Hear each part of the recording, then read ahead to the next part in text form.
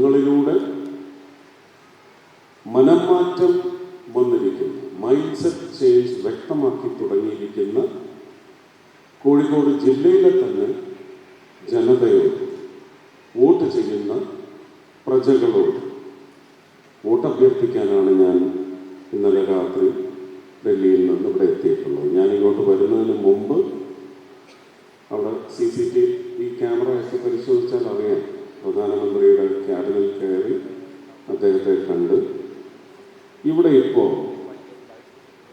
ജനങ്ങളുടെ വോട്ടിംഗ് നിശ്ചയത്തെ തകിടം മറിക്കുന്നതിന് വേണ്ടി ഇടതിൻ്റെ ആയാലും വലതിൻ്റെ ആയാലും വീഴ്ചകൾ കീറി മുറിച്ച് പരിശോധിക്കുന്ന ജനങ്ങളുടെ നിശ്ചയം സൃഷ്ടിക്കുന്നതിന് ഒരന്തരീക്ഷം ഒരിക്കലും അവർ ഒരുക്കിത്തരില്ല എന്ന് പറയുന്നതിൻ്റെ ഭാഗമായിട്ട് ഉന്നയിക്കുന്ന DP, അവർ ഡീലെന്നാണ് പറയുന്നത്, ഞാനതിനൊരു പീലിൻ്റെ വിലയെ കൽപ്പിക്കുന്നുള്ളൂ.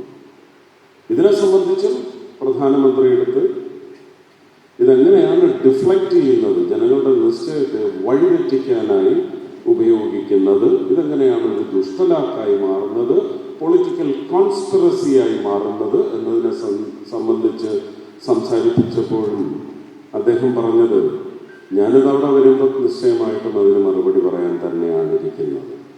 ഞങ്ങൾ അങ്ങനെ ഡീലിനല്ല ഓരോ തവണയും നിന്നിട്ടുള്ളത്, ജയിച്ച് വെല്ലാൻ വേണ്ടിയാണ് ഞങ്ങൾ മത്സരിച്ചിട്ടുള്ളത്.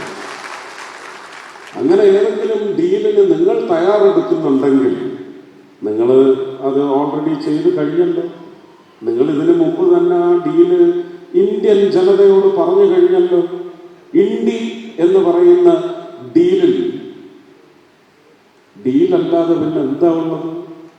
അത് വെച്ച് കേരളത്തിലെ ജനങ്ങളെ, അത് വെച്ച് തമിഴ്നാട്ടിലെ ജനങ്ങളെ, അത് വെച്ച് പോണ്ടിച്ചേരിയിലെ ജനങ്ങളെ, പുതുച്ചേരിയിലെ ജനങ്ങളെ, അത് വെച്ച് തന്നെ ബംഗാളിലെ ജനങ്ങളെ, അസമിലെ ജനതയെ, ഇന്ത്യ ആകമാനം കേരളമടക്കമുള്ള മലയാളികൾ അടക്കമുള്ള ഭാരതീയ സമൂഹത്തെ പറഞ്ഞ് കബളിപ്പിച്ചുകൊണ്ടിരിക്കുകയല്ലേ. ഒരു വമ്പൻ ദേശീയ ഡീലിൽ ജനതയെ ഒതുക്കാൻ ശ്രമിച്ച ഇരു മുന്നണികളാണ് കേരളത്തിൽ വന്ന് അങ്ങോട്ടും ഇങ്ങോട്ടും. എനിക്ക് തോന്നുന്നത് ഇതൊരു ആരോപണമല്ല, അവരുടെ പരിവേദനമാണ്, അവരുടെ കൊതിക്കറിവാണ്. CPM പറയുന്നു കോൺഗ്രസുമായി ഡീലെന്ന്. ഞങ്ങളെ സഹായിക്കുന്നില്ല, ഞങ്ങളെ അല്ല സഹായിക്കുന്നതെന്ന് അഫിഡവിറ്റ് വെച്ചിരിക്കുകയാണ് അവർ തിരിച്ച്. അപ്പൊ ഒരു കാര്യം വ്യക്തമായി, കേരള ജനതയ്ക്ക് വിജയം വരണമെങ്കിൽ BJP വേണം, അത് ഇടതനായാലും വലതനായാലും. BJPയുടെ ശക്തി വളർന്നത് അവർ തന്നെ മനസ്സിലാക്കി, അവർ തന്നെ ജനതയെ അറിയിച്ചു കൊണ്ടിരിക്കുകയാണ്. ഇതാണ് സംഭവിച്ചുകൊണ്ടിരിക്കുന്നത്. എനിക്ക് നിങ്ങളുടെ മുന്നിൽ അവതരിപ്പിക്കാനുള്ള വിഷയം ഇതൊന്നുമല്ല. ഇതിനൊന്നും ഒരു വിശദീകരണമോ മറുപടിയോ കൊടുക്കാനൊന്നും നമുക്ക് യാതൊരു ഉത്തരവാദിത്വവുമില്ല. അങ്ങനെ ഒരു മറുപടി അവർ അർഹിക്കുന്നുമില്ല. പക്ഷെ ജനതയെ ഈ വഴി തിരിച്ചു വിടുന്ന രാഷ്ട്രീയ വക്രത്തിൽ നിന്ന് രക്ഷിച്ചെടുക്കേണ്ട അധിക ചുമതല കൂടി ഈ രാഷ്ട്രീയ പരിപാടികളിൽ, തെരഞ്ഞെടുപ്പ് പ്രചരണ പരിപാടികളിൽ നമ്മൾ അജണ്ടയാക്കി എടുക്കേണ്ടതുണ്ട്. ജനങ്ങൾ ചിന്തിക്കേണ്ട, ജനങ്ങൾ അപഗ്രഥിക്കേണ്ട, ജനങ്ങൾ പോസ്റ്റ്മോർട്ടം ചെയ്യേണ്ട 10 വർഷത്തെയും പ്രത്യേകിച്ച് തൊട്ടടുത്ത് കടന്നുപോയ 5 വർഷത്തെയും ഭരണത്തെയും പ്രതിപക്ഷ ഭരണത്തെയും സംബന്ധിച്ച് ജനങ്ങൾ എന്ത് വിലയിരുത്തൽ നടത്തണം. ഇതിനെ സംബന്ധിച്ച് ജനങ്ങളോട് നമ്മൾ നിരന്തരം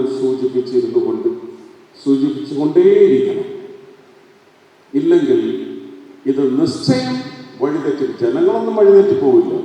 5 വർഷത്തേക്ക് ഒരു ചതിക്കുഴിയിൽ അവരെ കൊണ്ട് ചെന്ന് ചാടിക്കുന്ന തരത്തിലാണ് ഇടതിൻ്റെയും വലതിൻ്റെയും രാഷ്ട്രീയ പ്രചരണങ്ങൾ പൊക്കിക്കൊണ്ടിരിക്കുന്നത്.